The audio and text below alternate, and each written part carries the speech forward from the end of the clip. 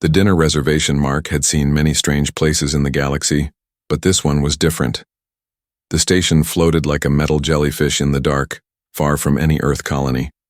Known as Draxon's Delight, it was a place where the rich, aliens came to relax, gamble, and taste things no one should ever eat. Mark wasn't rich, but he was curious, and more than that, he was hungry. He had just finished a long delivery mission. He hadn't eaten real food in days.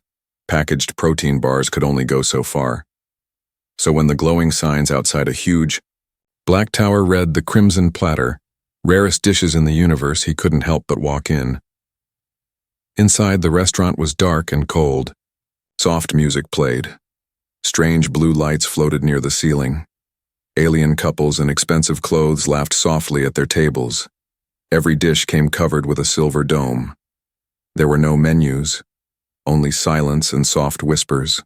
A tall, pale alien in a red suit approached him. The waiter's eyes were fully black and his smile too wide. "Welcome, human. Dining alone?" "Yeah," Mark said, brushing dust off his jacket. "I've heard your food is special." The waiter bowed. "Everything here is rare, unique, prepared only once. What would you like?" Mark laughed and shrugged. "Surprise me. Bring me your rarest steak." The waiter's smile grew even wider. "Excellent. Please sit. It will be delivered shortly." Mark sat at a small round table. A candle floated in the air above it, flickering without fire. He looked around. A six-eyed creature slurped something green. Another alien licked a moving tentacle on her plate. He was starting to regret his choice, but it was too late. Moments later, the waiter returned, pushing a cart. On top was a large, silver dome. Mark sat up straight. "This," the waiter said proudly, "is our rarest dish. No seasoning, no flame, just alive." With a dramatic gesture, the dome was lifted. Mark froze. Inside the dome, curled up, was a girl, an alien girl. She looked like she was no older than 20. Her skin was soft violet, glowing faintly. She had glowing white eyes, tiny horns on her head, and cuffs around her wrists. She wore a thin sheet to cover herself, but she was clearly frightened. She looked up at Mark. "Please, don't eat me," she whispered. Mark's blood ran cold. He looked around. No one seemed shocked. In fact, a few nearby aliens looked amused. One even raised a glass to him. "This isn't funny," Mark said, standing. "She's not a dish," he snapped at the waiter. "She is," the waiter replied calmly. "You asked for the rarest. This species is almost extinct. She was selected, carefully, untouched, beautiful, fresh." Mark took a deep breath. "I didn't mean this. I thought a rare steak meant meat." The waiter raised an eyebrow. "Yes, she is meat. Untouched, still breathing. Cooked or raw. Your choice." Mark looked back at the girl. Her eyes were begging. She trembled under his stare. A dark voice inside him whispered to stay quiet, to back away. But another voice, stronger, screamed, "Save her." He grabbed the tablecloth and gently covered her. "She's not food," he said through clenched teeth. Some aliens chuckled. One stood, big and armored. "Is this your first time at Crimson Platter, human?" "Let her go," Mark growled, "or I'm walking out with her." The room went silent. The waiter didn't smile this time. He clicked his fingers. From the shadows, 3 guards appeared. Tall, armored, carrying stun blades. "You're interfering with a paid experience," the waiter said coldly. "That's a death sentence here." Mark raised his hands slightly. He wasn't a soldier, but he wasn't helpless either. Years in deep space taught him to think fast. He glanced at the girl. Her lips moved. "Run," she mouthed. Mark acted. He flipped the table. The candle crashed to the ground. Plates fell. Guests screamed. He reached into the dome, pulled the girl up, and wrapped the cloth around her tighter. "Hold on," he shouted. Blades hummed behind him. Mark kicked the cart into the guards and ran. dragging the alien girl with him as alarm started to scream. Not on the menu. Mark didn't look back. He pulled the alien girl through a narrow hallway behind the restaurant kitchen. Steam hissed from pipes. Sharp tools hung from the walls. Cleavers, hooks, bone saws. The girl stumbled, barefoot, her hands still cuffed. "What's your name?" Mark whispered, keeping low. "Yalari," she said, her voice weak. I thought I was going to die." "Not today," Mark replied. "Stick close. We'll find a way out." Behind them, angry voices shouted in alien languages. The guards were coming. They had orders to stop him, dead or alive. Mark spotted a broken door and rushed inside. It was a storage room filled with frozen meat hanging on hooks. He pulled Yalari in, shut the door, and leaned against it to catch his breath. "They think I ordered you," he said bitterly. "I asked for steak, not a person." Yalari sat down on the cold floor. "This place buys girls like me from slave ships. Some are taken from peaceful worlds. Others are born in breeding farms." Mark clenched his jaw. "They feed people. This. Only the rich, the powerful. They say our flesh brings energy, strength, long life. I was told I would be honored. Then I was chained." Mark looked away in shame. "I didn't know. I swear." "I believe you," Yalari said. "You're the first one who didn't smile when he saw me in the dome." Suddenly, the door shook. Boom, boom. Mark jumped. They were cutting through. He spotted a cold vent high on the wall. "Come on," he said. "We're climbing." "I'm not strong enough. I'll help." Mark lifted her up first, careful not to hurt her wrists. She crawled in, shivering. Then he followed, pushing the vent cover shut behind them. They moved through the dark metal tunnel. It smelled of ice and blood. Below, Mark could hear the guards entering the room they'd just escaped. One of them growled, "Find them! If they reach the station corridors, the client will be furious." Mark whispered. "Who's the client?" Yalari whispered back. "A warlord. They say he feeds on a different girl every time he wins a battle." Mark frowned. "He'll be looking for you." They reached the end of the vent and kicked out the cover. It opened into a maintenance hallway lit by flickering lights. There were no cameras here. Mark knew because he'd once smuggled goods through stations just like this. "We need to find a ship," he said. "I've got an old freighter docked outside." "You'll be marked," Yalari warned. "The Crimson Platter doesn't forget." "I'll take my chances," Mark said. "You're not meat. You're a person, and I don't leave people behind." As they moved, Yalari paused. "Wait." She crouched down and touched the floor. Glowing veins under her skin shimmered for a moment. Her fingers lit up and a small map appeared in the air, just for a second. "What was that?" Mark asked. "I'm part healer. It's why my people are hunted. We have ancient blood that reacts to pain, sickness, even tech." "You're more than they know," he whispered. They turned a corner and froze. A man stood at the end of the hall. He was human, tall, broad shoulders, silver-gray armor. His face had scars. One of his eyes glowed red from an old cybernetic implant. "Well, well," he said with a smirk. "Didn't think I'd see another Earthborn in this dump." "Who are you?" Mark asked. "The head chef," the man said. "Name's Darren. Used to be a soldier. Now I serve what sells." Mark raised his fists. "She's not for sale," Darren laughed. "You think you're the first hero? Half the galaxies tried to stop this place.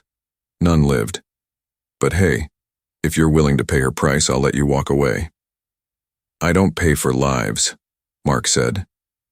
"Then you'll pay with yours," Darren growled, reaching for a blade on his belt. Suddenly, boom. An explosion rocked the hallway. Smoke filled the air. Someone else was attacking the station. Alarms blared. Red lights flashed. Darren cursed and vanished into the smoke. Mark grabbed Yalari's hand. "Come on, we're not alone in this. Someone else wants this place to burn." As they ran deeper into the shadows, Yalari looked up at him.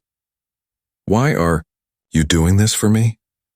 Mark didn't answer right away. Then he said softly, Because you're not a thing on a plate. You're someone who deserves to live. Escape from the table smoke rolled through the metal hallways like fog on an old battlefield. The alarm screamed louder now, echoing through every wall of the crimson platter.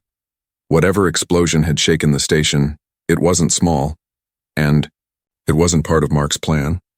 Mark held Yulari's hand tightly as they ran. Behind them, red lights blinked and shadows moved through the haze. Security teams shouted orders in alien tongues. The whole building was turning into a trap. "This way," Mark called, turning down a side hall. "I know a shortcut to the docks." Yulari followed, bare feet slapping against the cold floor. Her thin sheet, now torn and dirty, trailed behind her like a ghost's veil. Her glowing white eyes scanned everything, watching, learning, calculating. Despite her fear, she wasn't helpless. They reached a fork in the corridor. On the left, thick steel doors. On the right, a winding stairway into darkness. Mark hesitated. A metallic voice rang from speakers above. "Attention! Station lockdown. Initiated. No ships may depart. All exits sealed. Unauthorized guests will be terminated." Mark cursed under his breath. "They're sealing everything," Yulari whispered. He glanced toward the steel doors. "Cargo bay's that way. If I can get to my ship, I can override." Before he could finish, something moved behind them. Click, click, buzz. A hunting drone floated into view.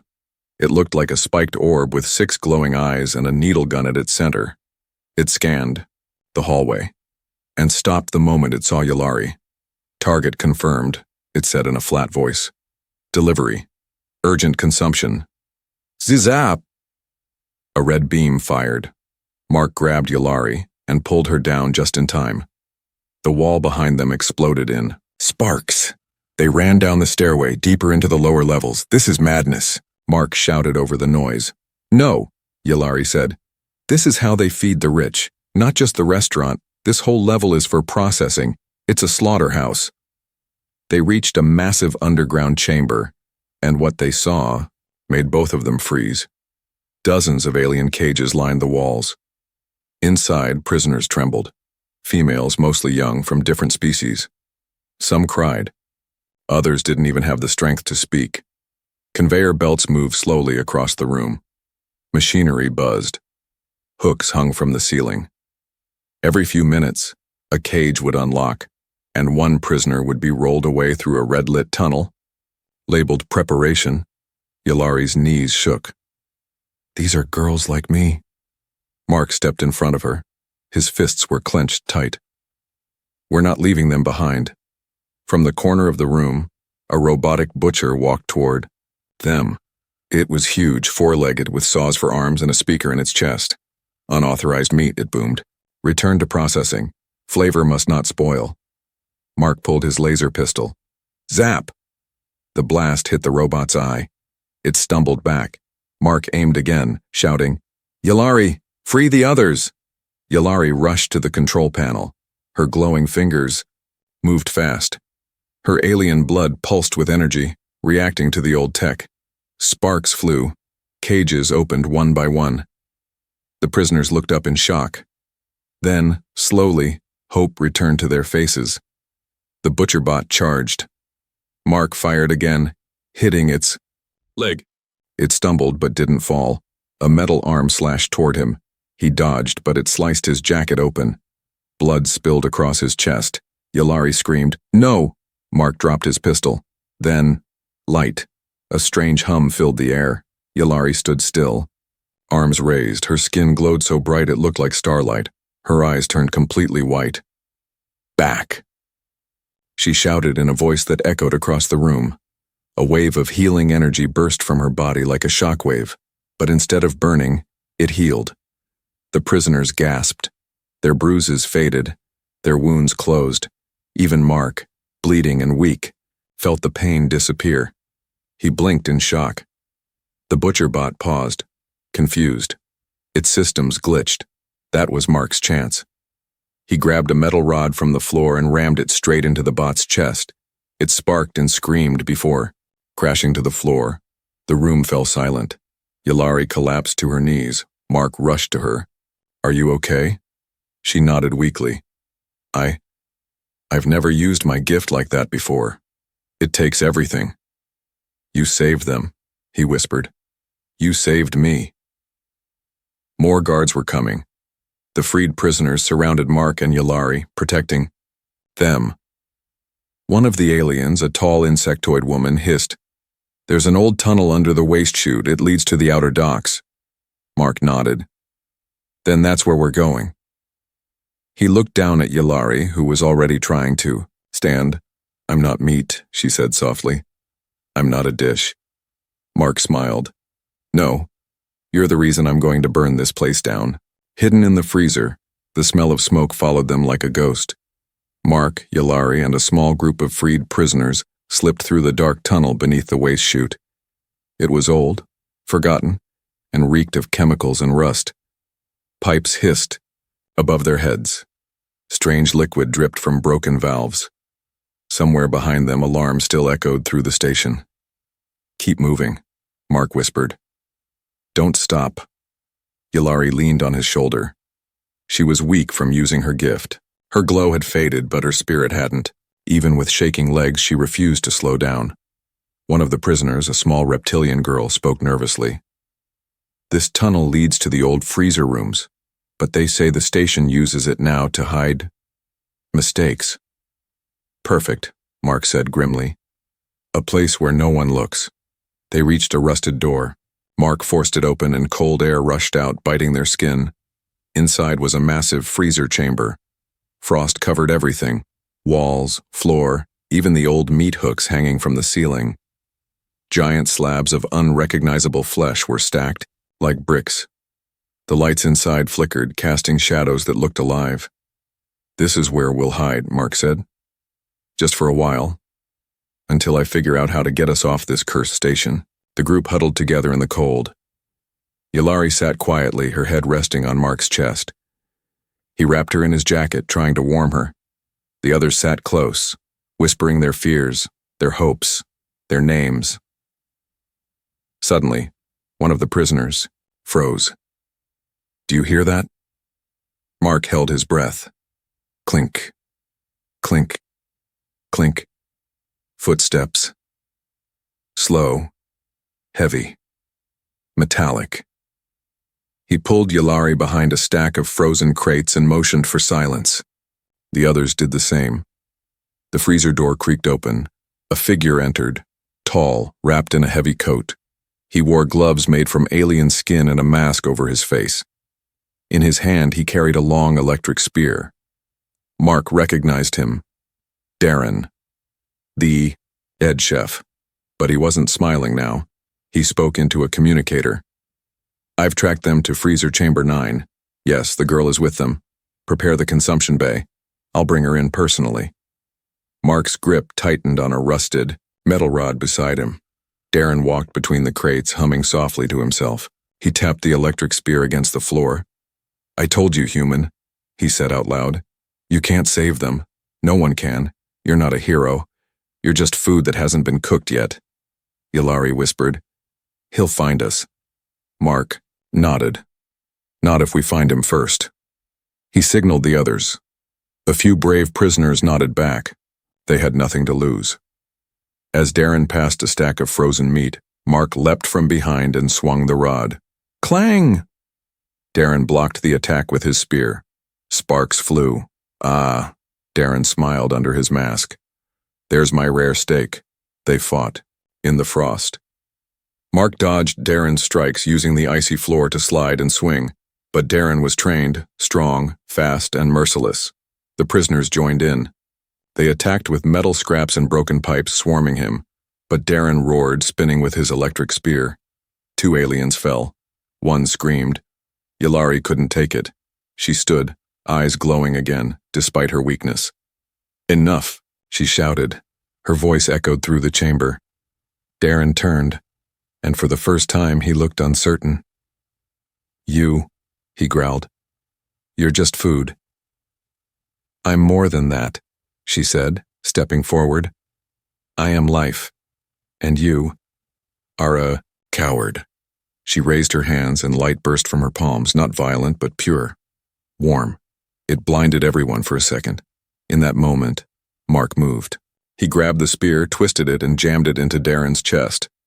The electric current surged through the chef's armor. He screamed, his mask cracking, before falling backward onto the icy floor, unmoving. Silence returned. Mark dropped to his knees, breathing hard. Yalari ran to him and touched his wounds.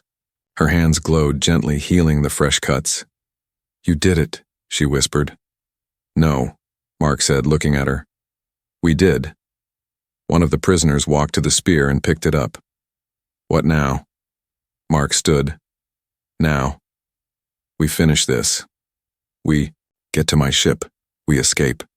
And then we tell the galaxy what this place really is." Yalari nodded. "And we make sure no other girl wakes up under a silver dome ever again." Behind them, the ice cracked as the others gathered, stronger now. United, no longer victims. They weren't hiding anymore, they were preparing for the fight. The butcher's truth. The path to Mark's ship was no longer a simple escape. It was a war zone. After defeating Darren in the freezer, Mark led Yalari and the freed prisoners through the hidden tunnels beneath the station. They avoided guards and drones by moving in silence, sticking to shadows. But everyone knew. The station was watching. Every step forward brought them closer to freedom and closer to danger. Suddenly, the floor shook again. Another explosion somewhere above. This time it wasn't just a spark or fire. The ceiling cracked and chunks of metal fell. Something big had hit the station from the outside. "What was that?" Yalari asked, gripping Mark's arm. "I don't know," he said, narrowing his eyes. "But I think someone else is attacking this place. Someone with real firepower." They reached an old control room, filled with blinking panels and dust-covered screens. It looked abandoned, but someone had been there recently. The air still smelled of smoke and cologne. Then a voice came through the speakers. Well, I knew you were stubborn, human." It was Darren's voice, but he was supposed to be dead. Mark looked around, confused. "How is he?" The screen flashed on. Darren appeared, blood on his face, part of his armor scorched, but alive. Thank you," he continued. "You helped me cut loose the weak. Now only the strongest remain. You see, this station isn't just a restaurant. It's a farm, a hunting ground for the rich, and every bite they take funds an empire." Yalari stepped forward. "You call yourself a chef, but you're just a butcher." Darren smiled. "You're wrong. I'm a king in a system built on hunger, and people like you, born with rare gifts, are nothing more than ingredients." The screen flickered again. This time it showed live footage, dozens of cages, thousands of aliens in chains, babies, elders, families, some crying, others silent. Mark clenched his fists. "You're proud of this?" "I'm realistic," Darren replied. "The galaxy needs energy, power, cures. They believe your blood heals, they believe flesh can give them youth. So they pay, and I provide." "You're lying," a prisoner behind Mark shouted. Darren raised an eyebrow. "Am I? Then ask the girl beside you. Ask Yalari what her people can really do." Everyone turned to Yalari. Mark looked at her. "Yalari?" She hesitated, then slowly nodded. "It's true," she said softly. "Our blood, it carries something. It bonds with damaged cells. It can stop aging, heal sickness, even extend life. That's why we hide. That's why we're hunted." Gasps echoed across the room. Mark didn't blink. "That doesn't make you a cure. It makes you a miracle, and miracles aren't food." Yalari looked down. "My mother died to keep our kind hidden. I was taken during a raid. They told me I'd be honored, and then they put me in a cage." On the screen, Darren leaned closer. "You could have had everything, Yalari. You could have been worshipped by those who devoured you."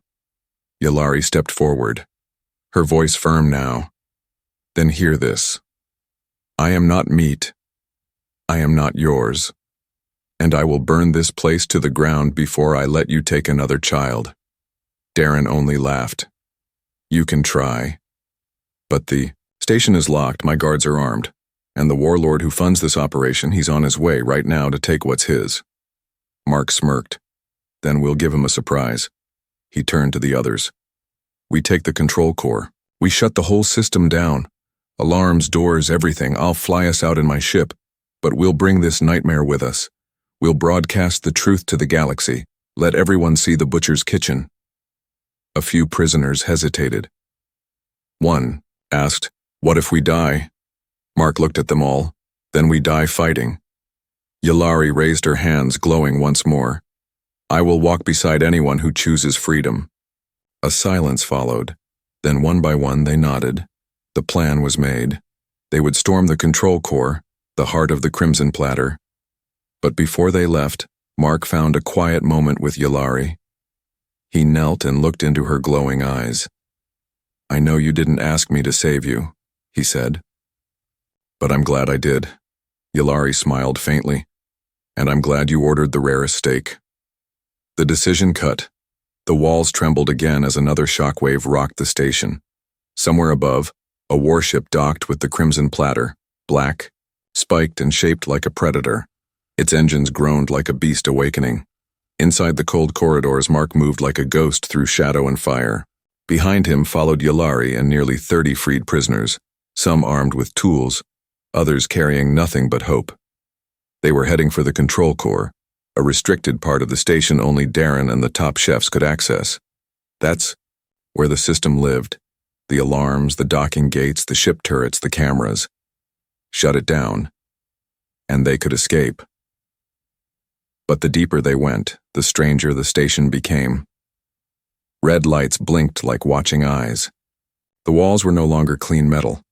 They were organic, veins pulsed. The floor squished slightly underfoot. "This place is alive," one prisoner whispered. Yalari touched the wall. Her glowing fingers lit up faintly. "It's grown from spliced tech and biomeat," she said.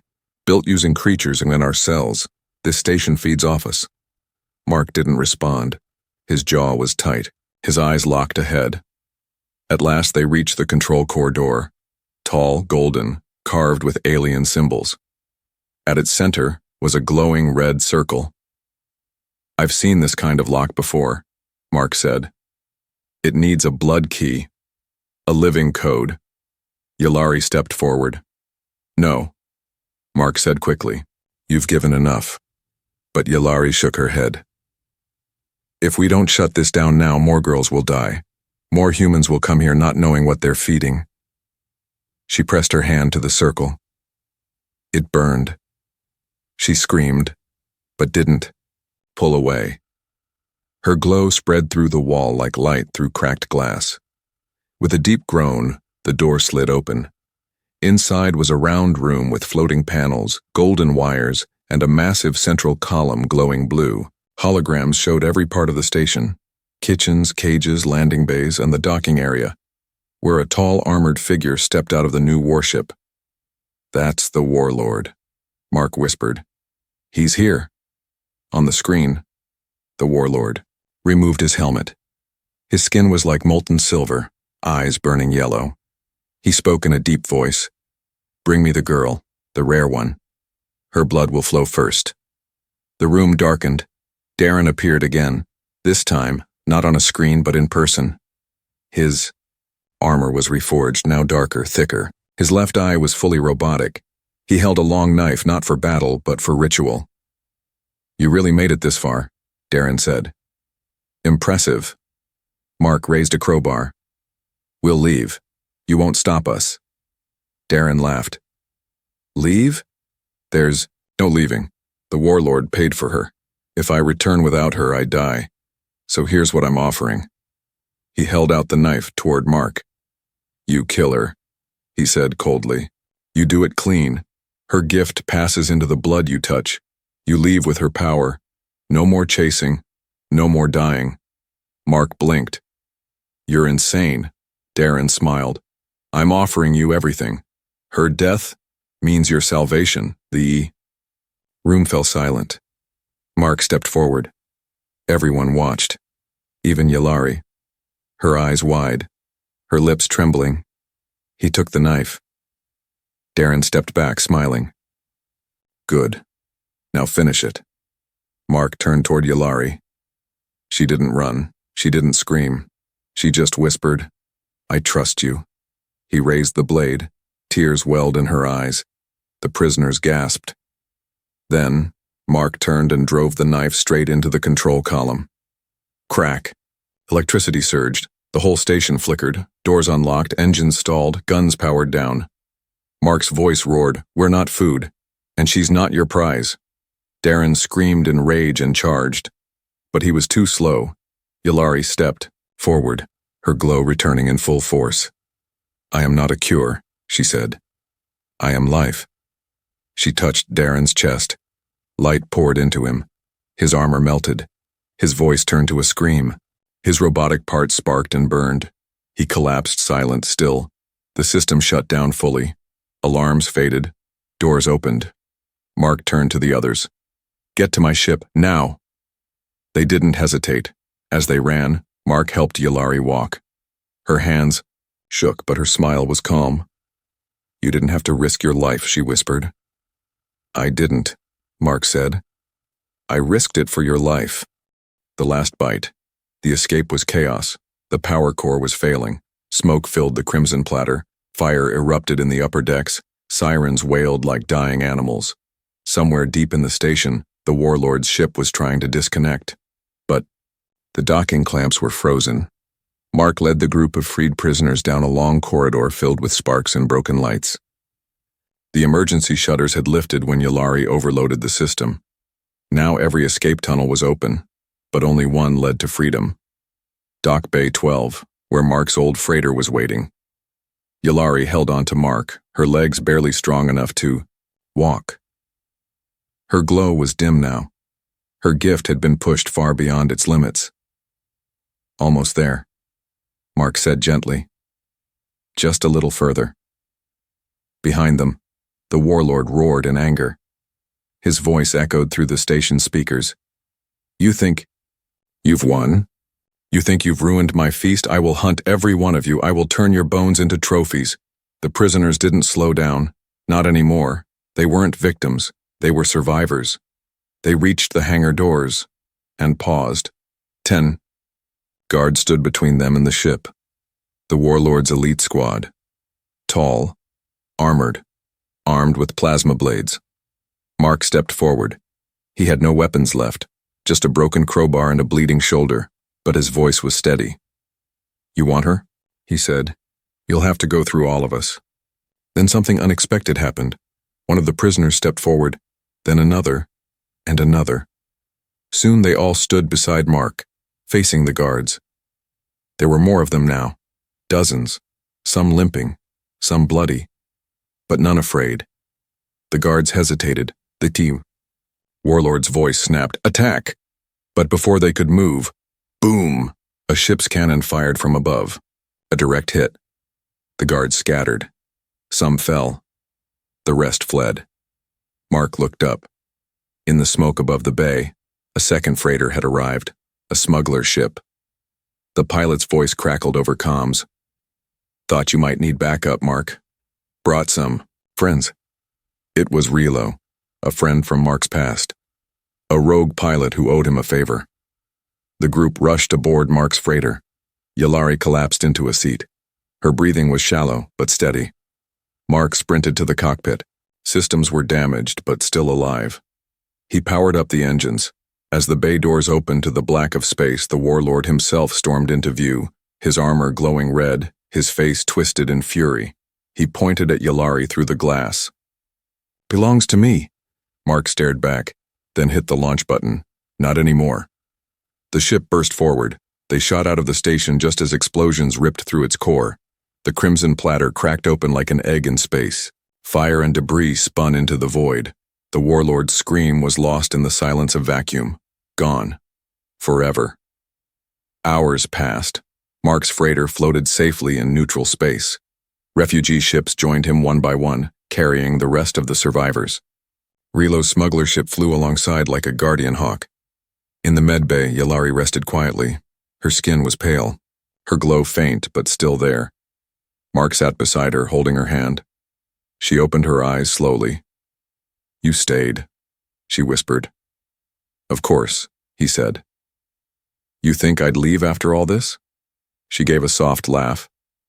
"I'm not sure what comes next." Mark looked out the window into the stars. "We tell your story. We show the galaxy the truth. We shut down every other place like the Crimson Platter. One station at a time." She squeezed his hand. "And me?" she asked.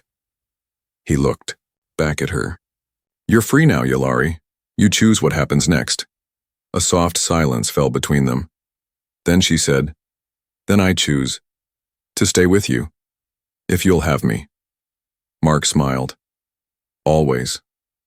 1 week later, a broadcast went out across the galaxy, footage of the Crimson Platter, the cages, the screams, the butcher's face, the warlord's crimes. It spread like wildfire. Worlds that once turned a blind eye now stood in outrage. Bounties were placed. Stations were shut down. Hunters became hunted. But more important than the rage was the hope.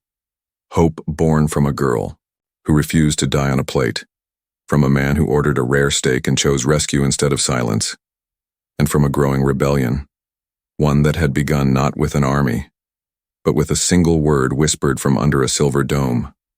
"Please, don't eat me."